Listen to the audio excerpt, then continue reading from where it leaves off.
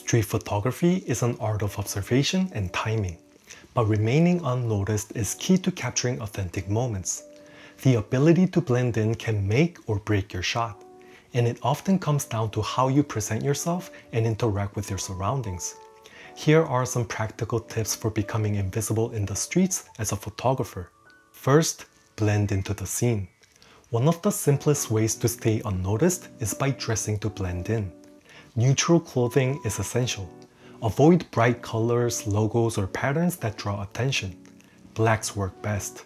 I dress in all black and carry a small black camera to minimize my presence. Large camera bags or bulky gear can scream professional photographer, which can rub people the wrong way. So I keep my setup compact using point and shoots or mirrorless with a small lens. Next, control your body language. Body language is another crucial element. Avoid looking directly at your subject after taking a photo or checking the back of your camera immediately. This behavior is a dead giveaway that you've just taken a photo. Instead, look past your subject after you've taken the photo. Or you can just keep shooting as your subject walks past you as if you're shooting something else entirely. Another trick is to act like you're fiddling and confused, like you don't even know how to work your camera. I found that this works really well. I just take photos and also have a confused look and look at my camera. Also, you can act like your subject is not even in your frame. To do this, don't have your subject right in the middle. This way, your camera is directed straight at your subject. But if you're a few steps back, a lot of what is in front of you will be in the frame. You can slightly direct your camera to the side so the subject is to the side of the frame. This way, it will look less like you're taking their photo. Next, take advantage of Wi-Fi shooting. Modern cameras allow you to control your shutter button with your smartphone. Using your phone as a remote is a game changer for staying invisible. This catches people off guard in the best way. You can frame your shot with your camera looking at your phone, and you can capture candid moments without looking at your camera. But it is not perfect. You can't burst shoot, and it is a bit laggy. At least that is the case with my Fujifilm X Pro 2 and my Ricoh GR3X. Also, if your camera is connected to your phone, you can't shoot with your camera's shutter button. Plus, your camera screen blacks out when you're connected to your phone. And you can't quickly jump back and forth between shooting from your phone and your camera. Connecting and disconnecting your phone is not a quick process. So Wi-Fi shooting is great, but there is a learning curve. Next, master shooting from the hip. Shooting from the hip is a classic street photography technique. Holding your camera at waist level allows you to capture low-angle shots, which brings a new dynamic to your images. Also, it allows you to shoot without raising the camera to your face, making it less obvious that you are taking photos. Next time you're out shooting, just take a look at the people walking past you. Some people do look at you and you catch eyes with them, but they rarely look downward to see your camera hanging from your neck. So shooting from the hip lets you fly under the radar. Of course, if you have a camera with a flip screen, it will make this much easier. Something that gets paired with shooting from the hip is zone focusing. Zone focusing can make this process even more seamless. By pre-focusing your camera at a specific distance and having a higher f-stop, you can ensure sharp images without needing to check the camera for focus. Also consider using a wide-angle lens, which helps capture a broader scene, increasing your chances of nailing the shot. If you practice this long enough, you won't even have to look down directly at your camera to take photos, making you even more stealthy. Next, use crowds to your advantage. Busy areas are your best friend as a photographer. Crowds naturally make it easier to blend in, so starting out in bustling locations can help you not stick out, and this can build your confidence. Another benefit of crowded areas is that they offer many more subjects. Events, festivals, or protests are particularly great because people are preoccupied, and many others are taking photos as well, so having your camera out will not make you stand out as much. Additionally, consider shooting during low attention times or areas, such as early mornings when everyone is busy going to work, or during rainy weather when people's vision is preoccupied in trying to avoid getting wet, or at tourist attractions or markets where everyone is interacting or photographing one another. Next, be there first. There are largely two ways to go on about street photography: to actively be on the move and hunt your shots, or stay at a spot and fish for your shots. If you're chasing shots and constantly being on the move, it is more likely that you will be noticed taking photos of your subjects. So instead, find a good spot to stay and set up your shot. It can be the light, composition, or atmosphere. Have your camera ready and take photos of people coming into your frame. It will be much less obvious that you are taking photos of them.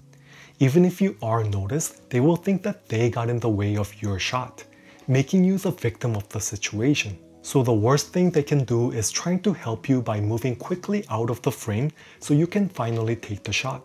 The tourist act is a clever disguise too. I act curious and also mix in photographing the sights. At attractions, this blends perfectly. Everyone's snapping, so I'm invisible. I'll scan the scene, then frame subjects while seeming to capture the place as a whole. Shoot the subject and also shoot the architecture behind them. This touristy vibe lowers suspicion, letting me work the street without standing out. Or try the video camera technique. This is where you act like you're recording a video, panning smoothly or holding steady, as if I'm filming the scene, not targeting anyone. I don't know why, but people tend to be less sensitive to being in a video for a few seconds than being in a photo. And I also trigger the shutter button with my thumb. I use this in busy areas, moving my camera naturally to frame subjects without staring. This keeps me under the radar. Also try shooting through windows, mirrors, or shiny surfaces to frame your subject without pointing it directly at them. This is a popular photography style. It lets you shoot in peace while getting abstract images. No one will think twice about you taking photos. Next, use your companion as a distraction. When I'm traveling or shooting with someone, I often use them as a subtle decoy.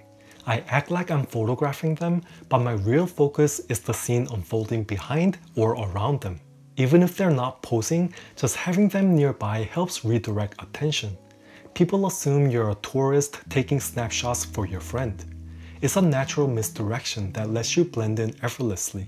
This trick also gives you creative advantages.